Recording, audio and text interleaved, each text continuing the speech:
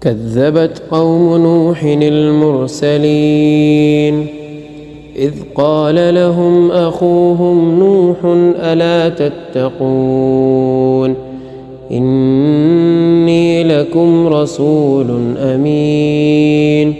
فاتقوا الله وأطيعون وما أسألكم عليه من أجر إن أجري إلا على رب العالمين فاتقوا الله وأطيعون قالوا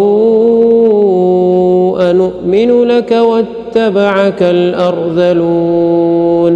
قال وما علمي بما كانوا يعملون إن حسابهم إلا على ربي لو تشعرون وما أنا بطارد المؤمنين إن أنا إلا نذير مبين قالوا لئن لم تنته يا نوح لتكونن من المرجومين قال رب إن قومي كذبون فافتح بيني وبينهم فتحا ونجني ومن معي من المؤمنين فأنجيناه ومن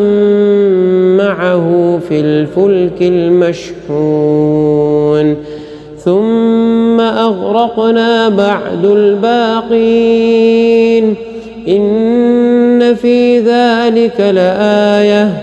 وما كان أكثرهم مؤمنين وإن ربك لهو العزيز الرحيم.